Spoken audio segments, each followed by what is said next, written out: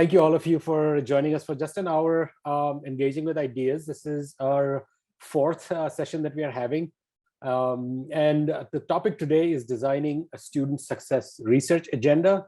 And I think it's going to be a great topic for us to talk and discuss. So before we start, just a couple of quick announcements. All the previous episodes of Just an Hour are now archived, and Claren has dropped the link there. Claren, maybe you want to drop it again in a little while, because people who join the chat, the Zoom call now won't see it, later won't see it. Want to give a shout out to Amanda Tashini. Just saw on Twitter that she gave the convocation remarks at the fall convocation at UCLA, which is super exciting, to mark the start of the quarter.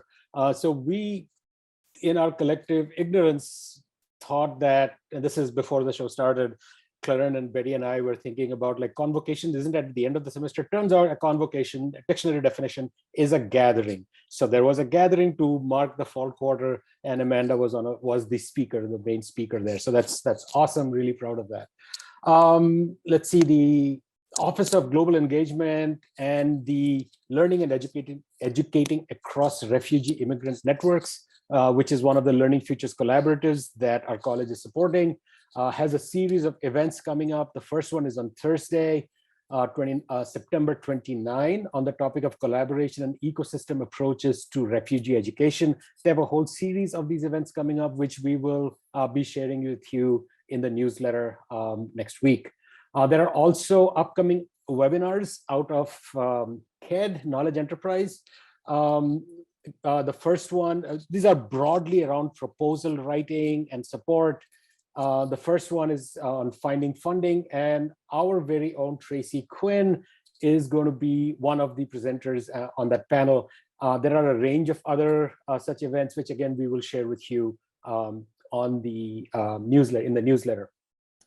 And finally, the topic for the next Just an Hour is around growing a DEI research agenda. We are very excited that Dina Khalil, who's an NSF program officer, will be joining us, as well as Meseret Hailu from our college, and Nalini Chetri, who is Associate Director for International Initiatives at the School for the Future of Innovation in Society, along with Cristobal Rodriguez, our Associate Dean, and Juliana Carson. So I think that's going to be another sort of exciting episode in this series.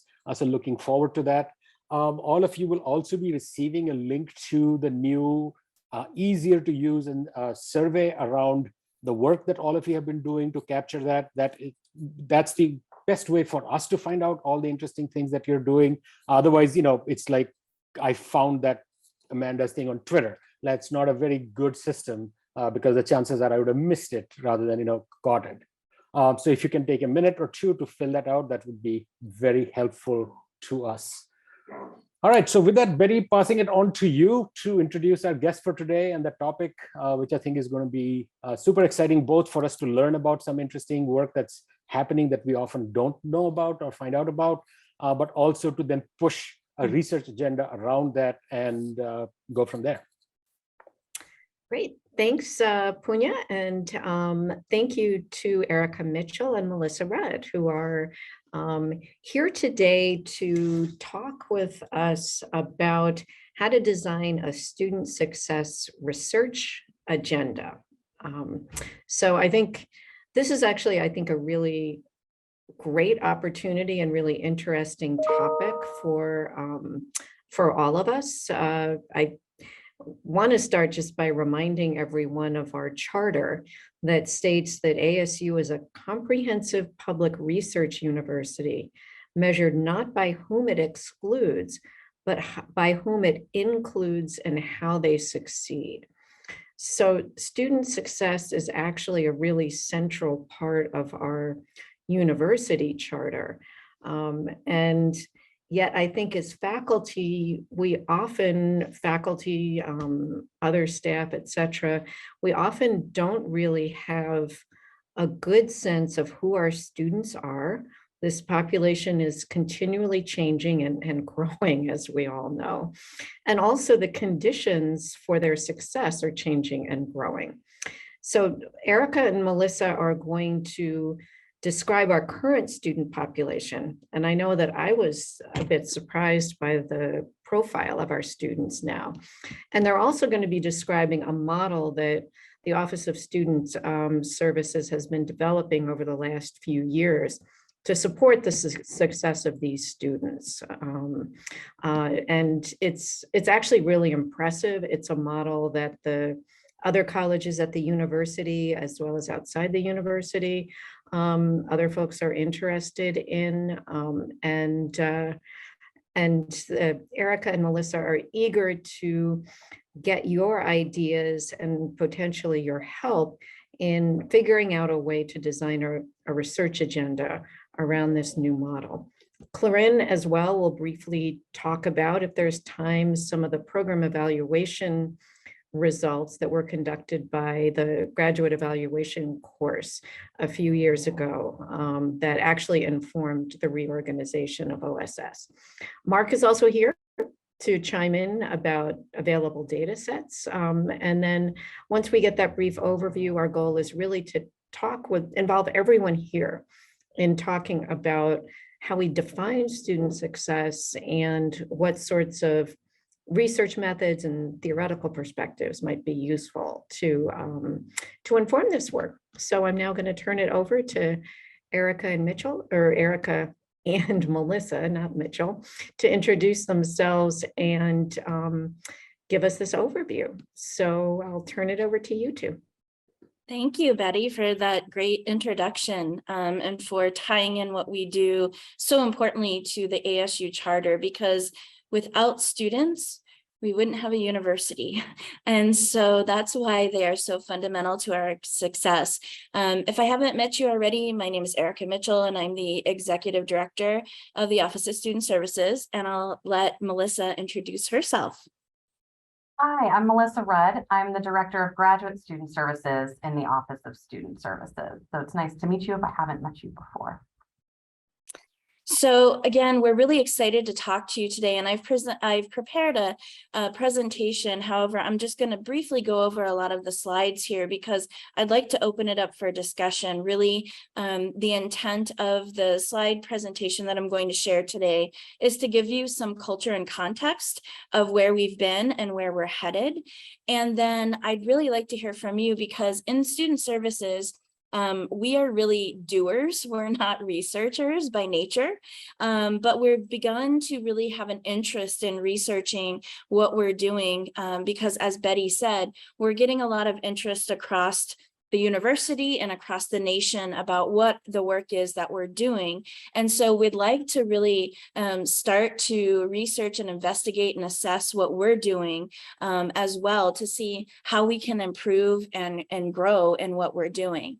So let me pull up my screen share here. I should have access, I think. Okay. So let's see. Okay, so let me talk a little bit about where we were at and how we got here. So in 2018, we were presented with a problem here around how we support our immersion student population. And so that's our on-campus students. And you'll see that from 2012 to 2018, we had a really significant decline in our enrollment in both undergrad and grad. And so at that point, that's when Carol was coming to us and saying, what can we do? How can we change this? So one of the things I brought to her attention was, well, based on some data that we collected from the report that Clarin will talk about, I think, a little bit later, but one of the courses that she and Audrey Beardsley were teaching, they actually did a research and investigation into what our students were experiencing and some of the struggles based on the data that we had collected through student support process and notice of concern.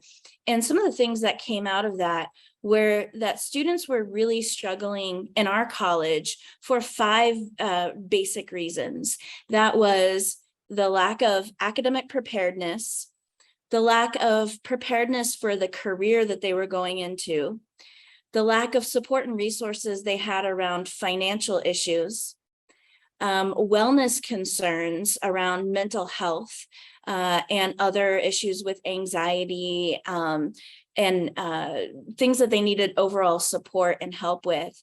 And then a need for real coordinated care and outreach of how do we bring all these resources together to support a student, because usually one issue is not the only problem that we have. Usually these are all issues that come together in one. So what we decided to do was really redesign the approach that we use. And so this gives an overview of some of the things that we've done. We decided to move into a teaming model. We decided to have the student success team model with distributed expertise. And so I hired a financial coach, an academic coach, a wellness coach, a coordinated care strategist. And, all of these have distributed expertise where we're not now relying on just the advisor to be the sole support. We're looking at this model as people who have the expertise in these areas. And then we started to think about, how do we scale this? How do we make sure that we're using technology efficiently and effectively? And how are we using data to make these informed decisions? Oops. Hold on, my screen doesn't seem to want to move. Oops. So we've shifted now from teams to these networked systems. So we used to have the graduate team, the undergraduate team, and the student success team used to be very separate units. We didn't collaborate as well as we could. We didn't really have a system that was holistic that could bring these interconnected, multifaceted student issues and needs together to really form a cohesive solution to provide this personalized and equitable student support. And so we've really worked on, how do we integrate all of these units and systems together to serve students? Because since 2018, let me just show you how we've grown. So here we've grown, you can see the enrollment currently for fall. Our total enrollment is almost 8,000 students, which is huge. It's enormous. And you'll see the breakdown by academic level. So you'll see our undergraduates and our graduates. We're one of the only colleges that actually has more graduate students than undergrads. Typically the reverse happens to be true. And so you'll see those different levels. The other thing that I find incredibly interesting, and actually President Crow has commented on this about our college, is that our college actually has a very interesting demographic with over almost 43% of our population going into the minority status. That is not true for all colleges. Our college happens to have the highest proportionate students that are Pell Grant eligible, first generation, and minority status, which is incredible. And President Crow has acknowledged us for that. You'll also see our demographic. This is not surprising in education, is like over 80% female. So we need to work on getting some males in there. And then you'll see also the difference between our campus immersion and digital immersion. So you'll see that a majority of our students are now working in this online space. So this changes our demographics incredibly so from where we were in 2018. So this is where now we're trying to serve students at scale and really look at these demographics of the learners that we're serving. I don't know why it wants to keep clicking like that. Hold on. Technology problems. Okay, so I'm going to turn it over to Melissa to talk about how we've redesigned our advising model to better serve students in this system. Thanks, Erica. So this is initially representative of how advising transitioned in the graduate space specific to master's and graduate certificates, and undergrad has since also transitioned in this way. We began in 2019, and it was after examining both enrollment data for the master's programs, where we were really growing very rapidly at that point in time in the digital immersion space in particular, much faster than we could feasibly scale in a single advisor, single caseload model. So what we had to solve for were a few things. One was the tremendous enrollment growth we were seeing and realities around how do we scale that efficiently, and information we were getting off of student satisfaction surveys we were doing at that time around the value students placed on personalized relationships with their advisor, timeliness and efficiency of the information they were receiving, and things of that nature that we didn't want to lose by virtue of finding a way to scale this more effectively.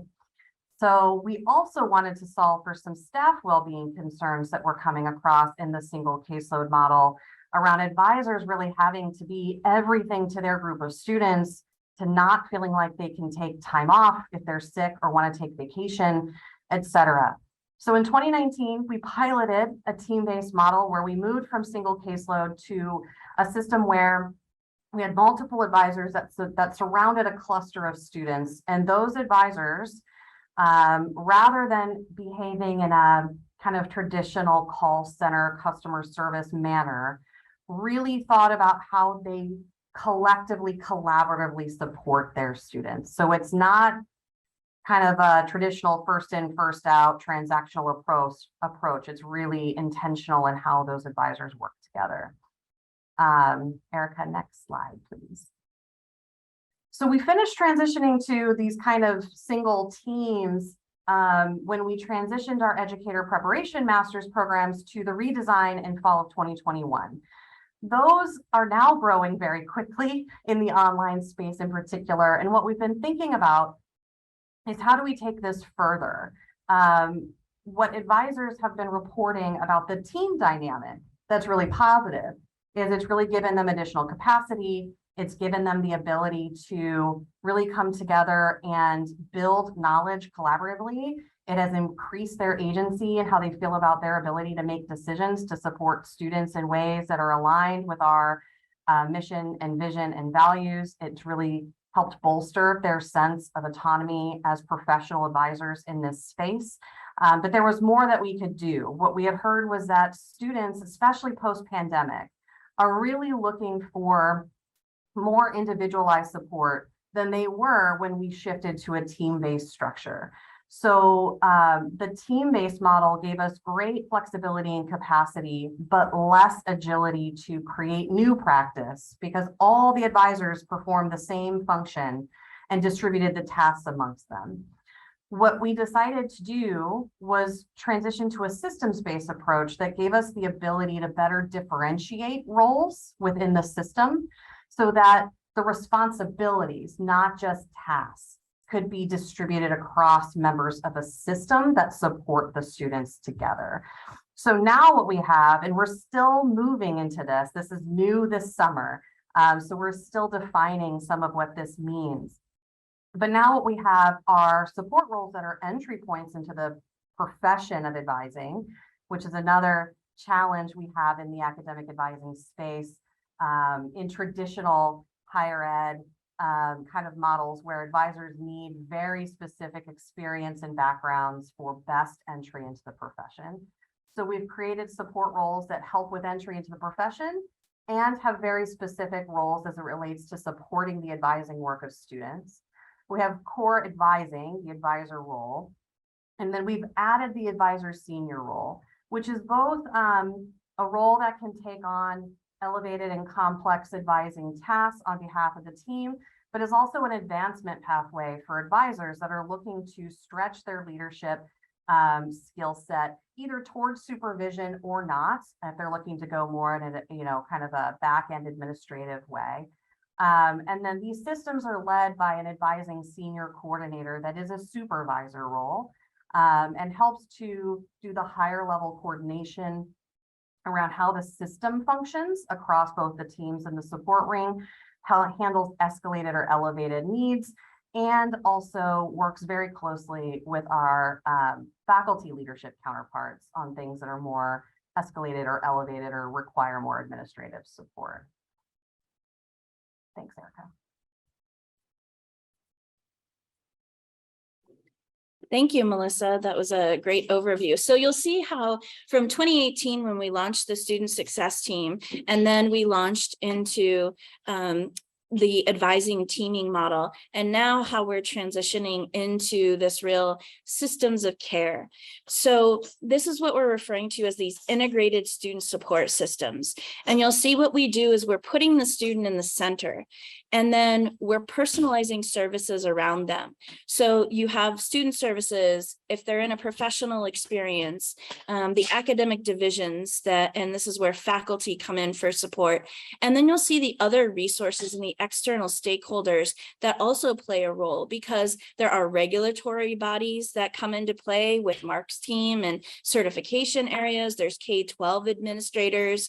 There's, the Dean of Students office. There's other, academic operations around scheduling. All of these things come together. So we're really seeing this as a holistic support system of care and how we support student success. We call what we do this coordinated systems of cares. And this is where we have different tiers that are designed that are interconnected and operate in different directions. So students can enter our care system in multiple different ways. Typically, students all have this core support where we have faculty surrounding them. We might have the Office of Professional Experience if they're in a placement of any sort, and we have academic advisors. And then what might happen is a situation might need escalated. So maybe now a student is in financial crisis, or maybe they are needing health support because they're having some mental health issues, or they're failing a course, something like that. You'll see that this gets escalated, and this is done through our SOS system. So our SOS, supporting our students, is a form that's filled out, and then it moves on to coordinated care, where we have coordinated care strategists who triage the situation and refer out accordingly. Maybe the situation is then supported by a coach, maybe it's supported by the division, maybe it's supported by an external partner.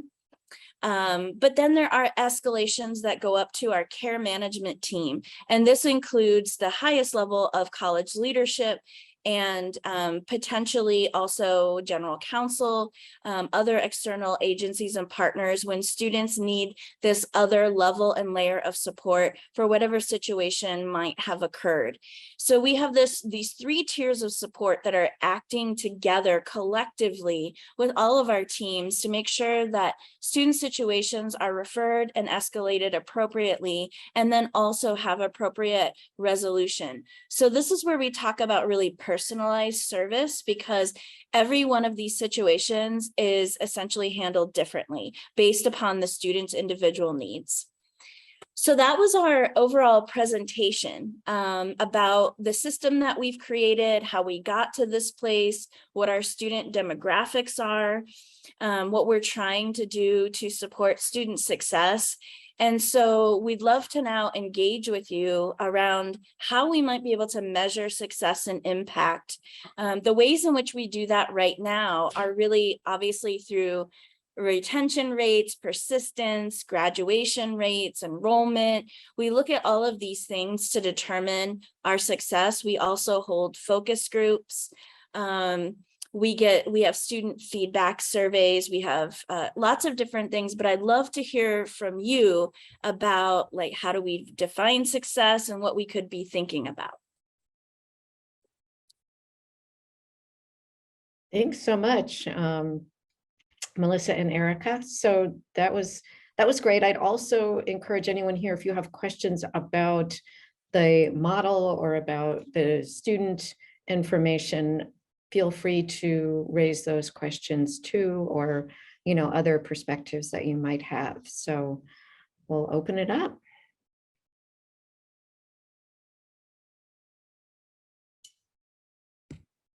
So just some feedback on this system. I've had several students I've recommended through the SOS, and not only does the team get them on the right track or in the right place or whatever their case may be.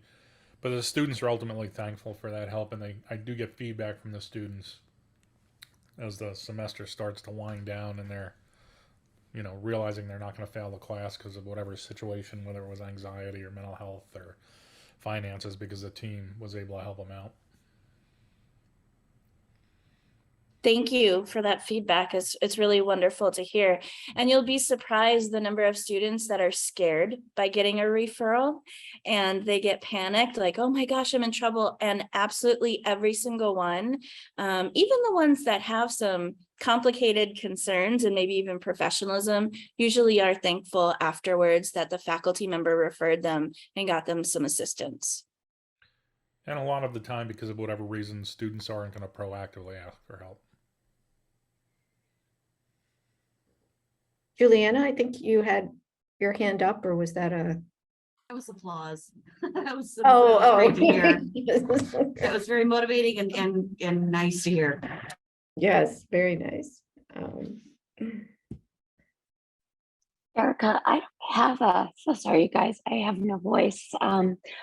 I am not sick. They said I have vocal cord strain. So, and you got to talk with our job, right?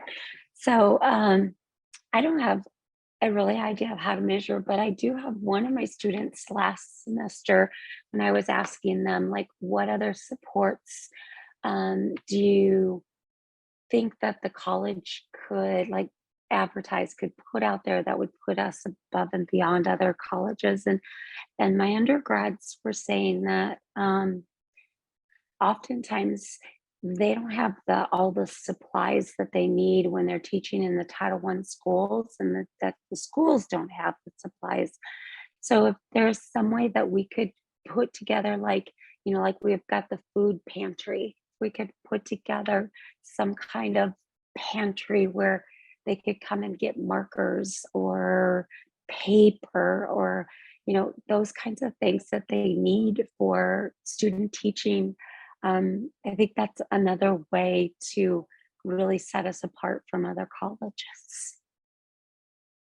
Amy, that's a great idea. And I actually know that there might be some donors that would be interested in contributing to that.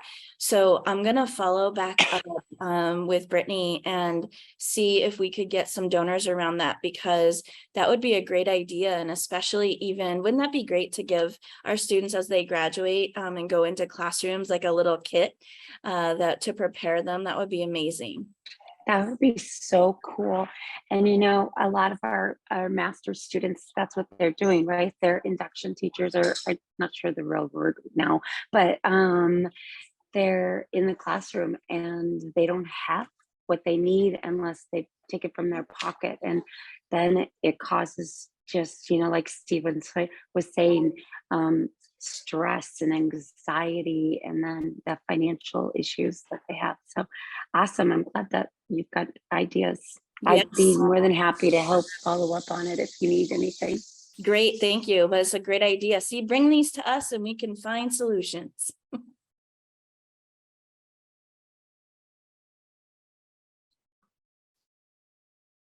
So if I can, sorry, who's?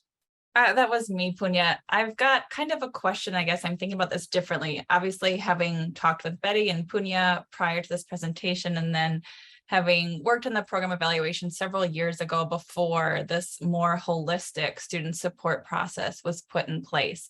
I guess my kind of question that I just came to mind is thinking about the success of the support program that OSS provides versus the success of our individual programs. And I think that those might be two different things when I might have been conflating the two. So I'm curious others' thoughts to that. And also, I'm guessing, Erica, you're looking more for people's ideas around, is it around your model or is it around the success of our programs?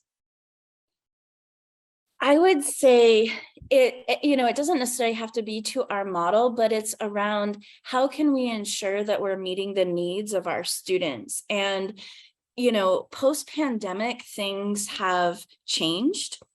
And, we're trying to understand what are those needs of our students and how do we ensure that our model is meeting the needs of the students. So how can we be, and you heard, Carol talk about this at one of the all college meetings, how can we make sure that we're continuing to be adaptable and flexible and personalized, and those needs will continue to evolve and change. And so how do we make sure that we're still at the forefront of that, thinking ahead? And so that's what I'm really seeking to find help with. Is there things we can do better with our model? For sure. But how do we know that our model is meeting the needs of students? Right. And that's interesting too, because I'm reflecting. So for context, this program evaluation we did back in 2017 was essentially providing the data that Erica and her team knew. They knew the realities, they just needed data to back up. And at the time, it was still the iTeachAZ program. And we were using the app, which is no longer used, to look into what reasons students were being referred to or in need of the student success team. And at that time, the most common reason to be flagged, I guess, for lack of a better phrase, was using the various rubrics we had at the college, if it was issues of professionalism or issues of challenges with the curriculum.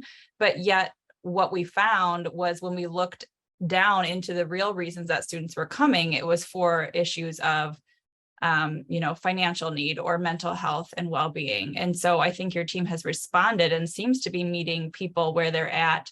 And so I guess I just keep getting stuck on this question, like, there's so much that you guys can do, but then to compare it back to the program level, are our programs meeting the needs of those students that then you are kind of filling in the gaps and supporting them holistically as students? So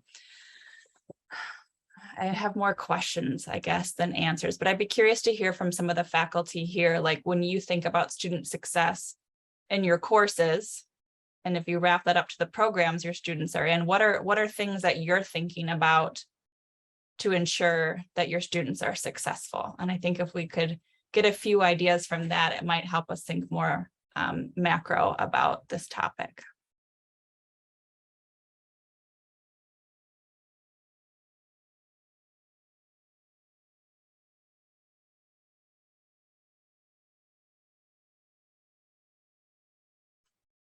So just to be clear, Clarin, so you're asking, is what we do in our courses and say preparing teacher candidates, or in the master's degree programs, preparing folks in other ways, is that actually enabling student success or meeting their needs beyond the program? Is that another way of describing it?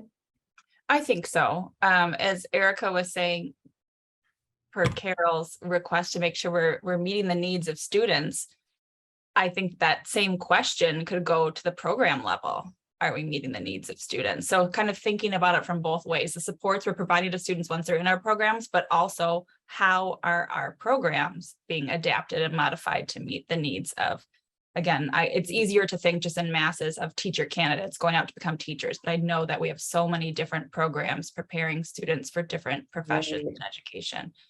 Right. And I'm really wishing too, we should have thought to intentionally seek out program coordinators to be at this conversation today. Yeah, actually, maybe that's another conversation to have. That's a really good point. So it's how are programs designed, how are courses designed in a way to be accessible and supportive of One of the things that's starting to grow as a large concern in terms of accessibility from that perspective is that anxiety is now the highest Right. talked about issue in terms of accessibility. And we use, not to anybody's detriment or anything, but we use a fairly standard learning management system design model.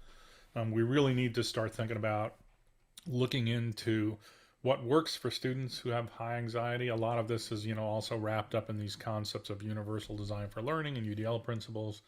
And, it's going to mean things like reducing the amount of text that's on the page, reducing the load that they're facing. My courses personally are broken into a lot of, small bite-sized chunks compared to other courses. But, that's where we're really starting to see a lot of discussion. And Level Access, which is one of the commercial organizations that deals with this, has recently, over the past year or so, I guess, had a couple of webinars on designing for anxiety. And they've had people who are on their staff who suffer from these issues say, this is a fairly standard web page, but I can't cope with it.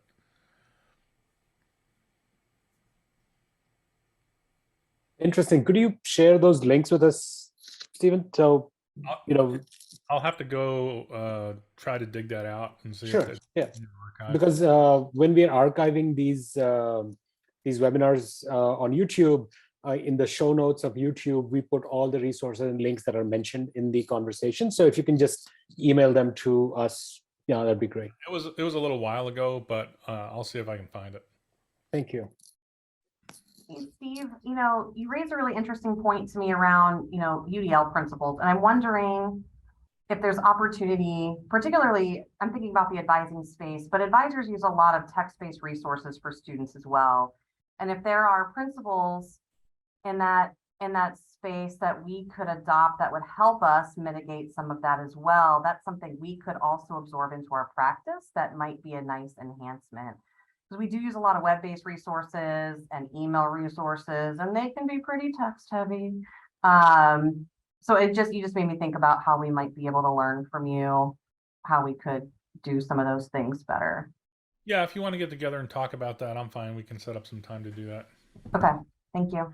And then it's to extend that thought. It's, students, I don't know what happened over the summer, but my students have disproportionately developed an inability to read and comprehend information at this point. Much more than in the past for whatever reason. And, the same goes with submitting assignments. They really struggle with submitting some types of assignments. So applying those principles of UDL in my courses, a lot of my assignments are multimodal. You want to do it in text, fine. You want to do video, fine. You want to, do this, that, or the other thing, that's fine. But, those are just like standard principles we should be applying across the board. But that said, it does generate, time issues on the faculty side. Grading that stuff does take a while when you start getting, a boatload of videos and things like that. So you have to figure out how to strike that balance in, what's helpful for the students and what we can manage with the limited time we have. Not to sway the conversation, but Amy just posted in chat a book that sounds really intriguing. Do you want to say anything more about that, Amy? It's related to grading, actually, but yeah. I read it last summer, and it is very intriguing. So one of the concepts of this is like everyone starts with 100%, or everyone starts with an A, and they demonstrate their learning. And like Stephen's talking again about UDL and using different kinds of work product to demonstrate their knowledge in the course that you did. And they just keep proceeding through. And if they're not quite demonstrating, then that's when maybe their scores come down. But it's not something that everyone is like. I have students that will email me immediately and say, you took off a half a point. Where's that half a point? What's wrong? How can I get it back? And so instead, you give them feedback on their work. And if they need to, they edit, they keep going through, and they keep increasing what they're showing you that they've learned from the course. So I can actually speak to this too, because I got tired of that debate, and other Amy turned me on to this a couple of semesters ago. So this is how I manage the applied project course in the Learning Design and Technologies program. They turn in assignments which are based on I call it a criteria for acceptance documents. It kind of lays out the minimum standards they have to have. And then the assignment is either, and it's set up at the beginning of the course as, in your learning design practice, you don't get grades. Your supervisor is going to tell you this doesn't work, go fix it. So that's the way it works. If they submit something and it needs revisions, it's marked as incomplete. It goes back to them. They have to revise it, and then they can turn it in again after it's been revised. But when an assignment meets all the criteria and it looks okay, within the confines of the course, it's complete and they move on. And they have to have all of their assignment. I think I'm allowing them to have 3 things that need revisions by the end of the course. And, of course, I've got to ultimately make a call about whether it's going to be an A and a B at the end of the semester because I have to turn in a letter grade. Those are my constraints. But in most cases, that's going to be based on how they accept and implement the feedback, whether they just blow the feedback off. A lot of students do just, blow the feedback off and move on. So, they're the ones, I'm trying to shape their learning experience in the applied project as though it were preparation for their practice as a learning design and technology practitioner. Just to follow up on that, and I want to shift the conversation a little bit. So the EDD program did a book study of this, and a couple of our faculty actually did the ungrading for the EDD program. So that might be an interesting thing to get them here, and Steve, maybe you as well, to look at some of these, because I think that I remember when I was teaching freshmen, this is a few years back, this young woman coming running to me and like, I'm so sorry, I can show you, I posted on Canvas, but for some reason Canvas shows after midnight. And I'm like, I don't care. But we have these things built into our syllabi and so on, which are so just wrong, right? And then I think that there is a very important conversation worth having about this, like when we're talking about access and success, like what are these bad, the verbiage that is a mandatory on a syllabus, nobody reads it. It is like the stupid Apple or some software thing, which you just say yes and you move on. So it's not serving any purpose, but except like CYA, just in case something goes wrong, right? It's just, so let's not go, that's a different can of worms. I do want to bring us back to, sorry, Steve, to one of the things that we wanted this conversation to go towards, which is thinking about the sort of how we can support what Erica and Melissa and their team are doing in terms of research. So I was thinking there are 2 aspects here. One, what you guys are doing is there is an interesting organizational structure that you guys have created. So that requires a different kind of research. That requires somebody who understands organizations and structures and systems to look at that. And then there is the second piece, which I think Clarin alluded to as having done a few years back, to actually see how this is working and and so on. And at that point, Clarin, I know you were co-teaching, I think, a graduate seminar where the students could be part of this process. And so I'm wondering if people have thoughts about that in terms of how one could help Erica and Melissa and their team in sort of studying it in order for sort of formatively actually making it better. So I wonder if people have thoughts and ideas about that. I have one quick question, Erica. I guess without the app to get students to you, I know the SOS forms are still there, but how, I think our faculty are more aware because of the expansion and more personalized services you do, but how are people mostly interacting with you? What starts the process of getting them to your services? So one of the things that we've done is we've really focused on educating faculty about the processes. So I think more, they're getting there through education. We have a new system, though, that actually houses. So one of the barriers we had was that it used to have to go through TK20, which was cumbersome and we couldn't change. And now we have a very easy online system because it goes through, I worked with the provost office and purchased Advocate, which is a case management system. So everything goes through Advocate, and we're able to now run reports and data in Advocate that we never had access to before. The other thing that we did this semester was allow students to submit their own SOS now that it's not through TK20. And so this can be all students that are submitting, and we're seeing a real increase in the number of students that are self-advocating, which we are thrilled for, because that's one of the skills we really work on teaching students is self-advocacy. So that's how they're getting to us, is typically through this outreach of something has happened, and and now the students either reaching out to us or the faculty is alerting us. And I assume you are keeping all of that data, or it's somewhere, and maybe that's where. It's in Advocate. Yep, it's in Okay, okay. Advocate. I assume that's like a CRM system for. Yep. Hmm. Yep. And the university uses it for, like, Betty uses it with academic integrity cases. So we didn't even have to pay for it, which is super exciting. We jumped on with the provost office, and we're using that system. So now the academic integrity stuff is all integrated in there as well. So we can see a holistic picture of what's happening with the student. And I imagine too, I know one of the initial areas of feedback from faculty was if they were referred a student, sometimes depending on their role, they weren't able to get the follow-up to know if that student ended up with the coordinated care or services or supports that they needed. And at that time, a lot of those services and supports weren't even provided in-house, which we do now. So Yeah. I imagine there is more of an opportunity for faculty to follow up with their students. Yeah, so previously, like when, your class did the research on what we were doing, one of the challenges was we would refer students, okay, you need help with writing, we'll go to the writing center. And then we never knew, did they go, did they not go? How did that work out?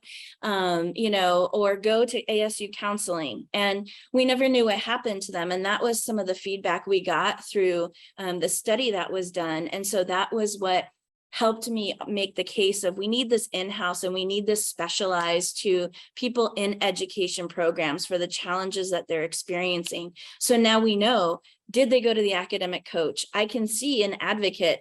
They met with Lauren and they have an academic support plan. They met with Natoya and they have a wellness plan. And so all of that, again, we're able to see and we're able to report back to faculty. They've met with a coach. This is, we're working on a plan with them. Let us know if, you're not seeing any progress.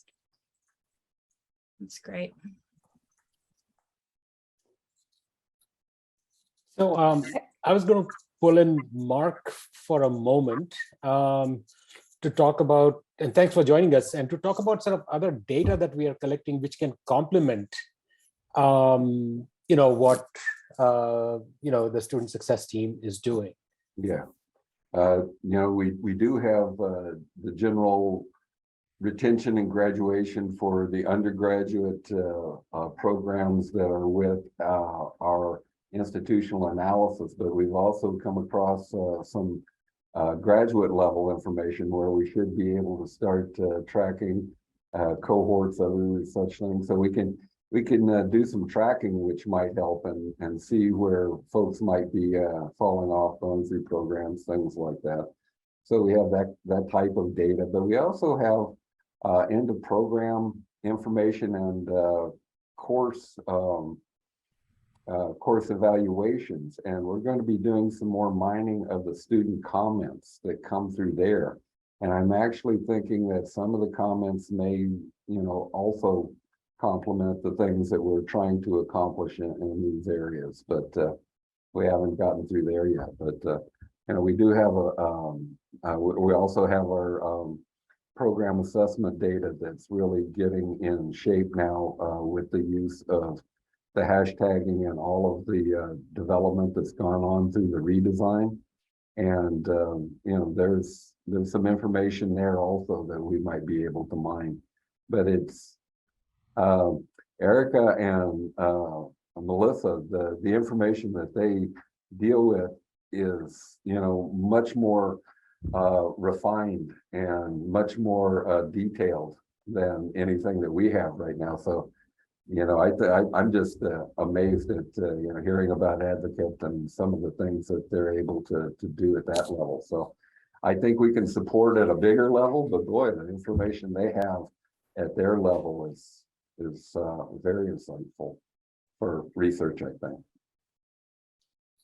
Thank you, Mark. I was just wondering if people had ideas about how one could build some kind of sort of so for instance, there is the graduate evaluation course, which I think can be seen as an opportunity. But I'm also sure that there are doctoral students who might be interested in these issues and just don't know. I mean, they're sort of looking around for projects to do. I wonder if people have ideas. Leanna, I'm seeing you're nodding your head, so I'm going to put you on the spot and see what No, your thoughts I are. agree. Yeah, I think either for the EDD students, this could be an excellent project. I mean, there's just so many facets and areas. And Erica, I loved your diagram of like putting the student in the center. I mean, I think that's like at the heart of student-centered learning. And so it's wonderful to see the college kind of embracing that. And I also think kind of this notion of there's been a lot of like more of a humanistic approach to teaching. And I think that's one of the things that your support kind of illustrates, and that how can we encourage those practices in among our instructors? Because I agree, Punya, going back to the syllabus comment, so many instructors have such a prohibitive kind of policy when that's just not how we operate in the real world. Like deadlines are flexible. I mean, for the most part, all of us have had situations where we needed a little more time, and it's like, yeah, this things happen, So, but I agree that this would be an excellent project for graduate studies.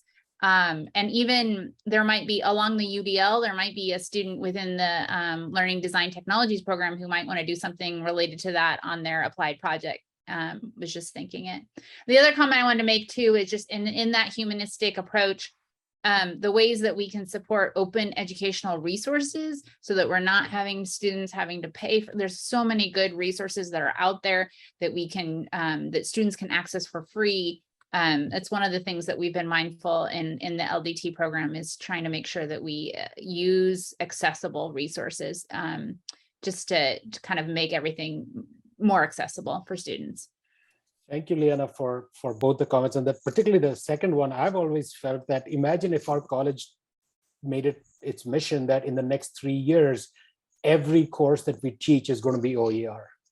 And imagine, how cool that would be. When we talk about access, when we talk about restrictions and so on, that's one that, we have the intellectual firepower within our faculty. If those documents or manuscripts or books don't exist, to build them. And that would truly be a powerful statement. Saying that if you come to our program, you're not going to pay a single penny for a book ever, because we will, ensure that. I just think that's such a great idea. Thank you. Aisha, I saw you switched your video on, so I'm assuming you want to say something. So jump in, please. Oh, I was typing in the chat. Sorry, I had another meeting that got off at the hour, but so I missed the first part. But Erica, I'm looking forward to our future conversation. I have some thoughts about, within the class, within the evaluation class and outside of the evaluation class, utilizing, like independent studies or thinking about dissertations and stuff like that for people, how we might be able to provide evaluation assessment as a service to the college, but that also aims goals that students and faculty have as well. So I was just typing, like, you and I have a meeting, so we'll have time to chat some more. And thanks so much for setting us up, Claren. Yeah, looking forward to it. Thank you. Yeah, I like this. There's a full circleness to this, right? It started with that, and we come back and we look at it again, and then we revisit it 5 years from now, because the work never ends. Redesign never ends. But hopefully some of the data headaches are alleviated with some of the newer systems. So I think that was the most complicated part. And when you guys are talking about OER with courses, I'm thinking, my goodness, whatever comes of this, I hope that ability to cobble together some of these data sets that don't normally talk together can be preserved, so it's not like Mark's team going back to reinvent that connection every time. And I just wanted to add one other thing. I know even pre-pandemic, but now post-pandemic, just the topic of wellness has come up so much. And we have so many individual faculty who, when we've had orchestrated conversations about it, will mention wellness practices that they're implementing in their classes. And so I think if folks are interested in that, even that is one area within the Office of Student Supports that you have so much more comprehensive access and data to, that would allow people who are interested in that research topic to connect and support OSS in that regard too. So I'm thinking about some individuals to remind too, if they're looking and they have students who are interested in that topic, you've got the Zenden et al. To keep going with. So yes. I mean, another thing that's on another tack, and this is based on my experience in the past when I was at Cary, is one thing we might consider is creating some instruction for faculty on how to use the analysis tools in Canvas so that they can spot students who are struggling earlier, because Canvas has a variety of tools internally that can be used to do that. You know, I use a lot of those. You know, if a student tells me, hey, you know, I'm, you know, sorry, but my mother was, you know, hit her toe and blah, blah, blah. But if I look in Canvas and I see they haven't even accessed the course at all, you know, it raises suspicions about their excuses. An early alert to us is so important because we can intervene and do so much. I can't tell you the number of times we're like, why didn't we know sooner? We could have done something. So I agree with you, Steve, that, you know, alerting us and faculty using Canvas in that way. So, you know, our coordinated care strategists have access to Canvas. So they're actually able to see in every single course how well students are doing. But one of the challenges we found is not all faculty use Canvas. And so that can be a challenge as well. And figuring and looking into some of that stuff and the information that we have access to. Thanks so much, Erica. That was a great way to kind of conclude our session. I'm looking at this and we have just a minute left of the just an hour, but thanks to everyone for all their ideas. I mean, somewhat sadly, Erica and Melissa, I think one thing that came out of this, aside from some research ideas, is the idea that you need to add another circle or two to your model to include what faculty are doing in courses and etc. So we'll have to think about that as well. But yeah, so we will post the video on the research resources site for the college, along with some of the additional resources that were mentioned today, and Clarin and Punya can gather those. Just wanted to take a last minute to encourage you to come to the next Just an Hour next week, when we'll be talking about growing a DEI research agenda, which will include some faculty as well as an NSF program officer. So please put that on your agendas. And just a reminder about completing the monthly survey. So anything else, Punya or Clarin, to add before we wrap up? No, and thank you for joining us. And this is always fun. This has become a routine of my Friday now. It's kind of fun. And ask your friends to come in as well. Yes, for sure. So thanks so much, everyone.